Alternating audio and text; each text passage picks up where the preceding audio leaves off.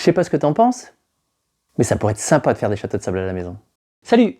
Aujourd'hui, on va voir comment faire cette magnifique table de sculpture. Bon, on peut dire aussi que c'est un grand bac à sable, mais table de sculpture, ça sonne mieux quand même.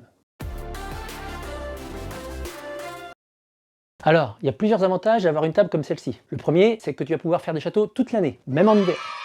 Le deuxième, c'est que si tu es comme moi et que tu habites loin de la mer, c'est de pouvoir continuer à t'entraîner depuis chez toi.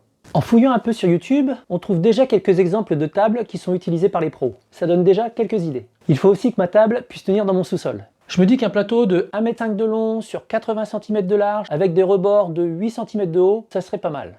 Ça devrait me permettre de faire des sculptures assez grandes, tout en ayant de la place pour poser mes outils. Pour le matériau, je vais utiliser du MDF. C'est un peu moins cher que contreplaqué et c'est moins lourd aussi. En parlant de poids, une dernière chose à prendre en compte, c'est que le sable, c'est lourd. Il faut donc que ma table soit suffisamment solide pour supporter 25 à 50 kg de sable. J'opte donc pour du MDF de 22 mm d'épaisseur. Maintenant que j'ai tous les éléments en tête, je dessine un plan. Comme les rebords seront fixés tout autour du plateau, je fais bien attention à prendre en compte leur épaisseur pour obtenir de jolis coins. Je me fais découper tout ça dans un magasin de bricolage. J'en profite également pour acheter une agrafeuse et un peu de peinture hydrofuge. Je les utiliserai plus tard. Avec quelques vis spéciales MDF, le montage du plateau ne pose pas de problème. Si tu as déjà suivi quelques-uns de mes tutos, tu sais qu'on utilise beaucoup d'eau quand on sculpte du sable. Comme le MDF supporte mal l'humidité, il va falloir le protéger. Je pars donc sur une peinture hydrofuge pour cuisine et salle de bain. Après avoir légèrement poncé le MDF, je vais d'abord passer une sous-couche. Je peux ensuite étaler ma peinture. J'aime pas trop peindre, mais j'ai pas trop le choix si je veux que ma table dure dans le temps.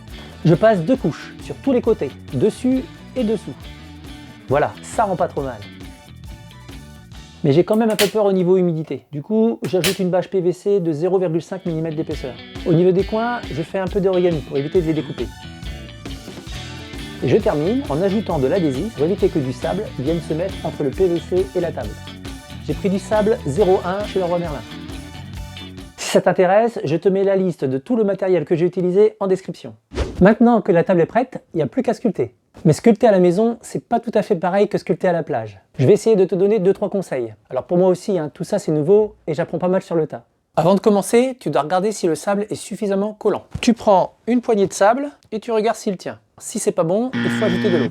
Il faut être vigilant sur la quantité car l'eau ne s'évacue pas comme à la plage. Ensuite, on prend un moule et on va empiler plusieurs couches de sable.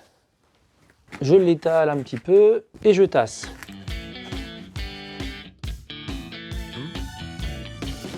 Ensuite, tu peux démouler et commencer à sculpter. Quand tu veux ajouter du sable, tu fais quelques trous, tu mouilles pour ajouter le sable qui manque.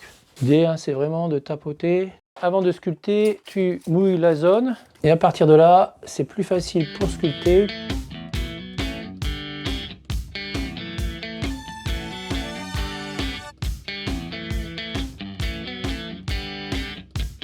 Voilà, je pense que tu as tout ce qu'il faut pour t'entraîner et aussi faire de superbes sculptures en attendant de retourner à la plage. Je te dis à très bientôt.